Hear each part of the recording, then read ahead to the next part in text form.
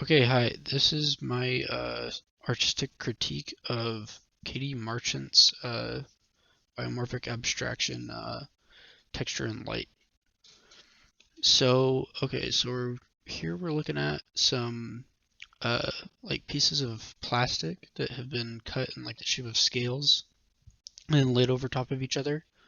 And then to the left of that, there's some glass shards with some like sparkles on them and stuff, and then intertwined with those are some more of those scales, so it blends together. And then after that, part of the abstraction has just been covered in uh, what looks like saran wrap or something. And then there's wire wrapped around that, and then some glass shards sticking out into that part as well. And then some like dots of glue, looks like glitter glue or something. And there's like a mixture of blues and whites throughout the whole thing with like that little gold perimeter of the wire.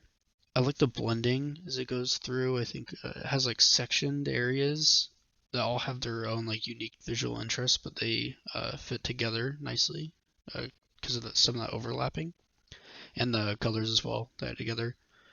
Um, and it activates space really well. I think the lines all like swooping up and to the left uh, works really well. I think the shapes of the scales and the shards and everything complement the underlying abstraction really well too.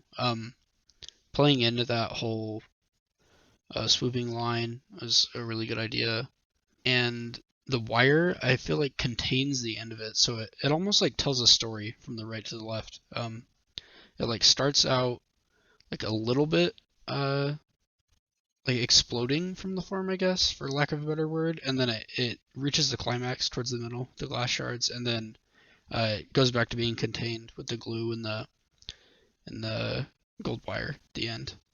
I think the kind of overall form and those scales and everything kind of reminds me of like a fish, but it also feels somewhat like fantasy or uh yeah, I don't know, something like that, just because of the reflectivity of it and the kind of unnatural color scheme that you wouldn't find in the wild. Yeah, it has like somewhat of a fantasy element to it, and I think it's really successful overall uh, because of that space activation. I think that and the colors are the two things that tie it together the most. I think it's a really well shot image too. I think that's a great quality of it. Um, with the lighting and the way it bounces off the glass and the sparkles and everything else. Yeah. And yeah, I think that's it.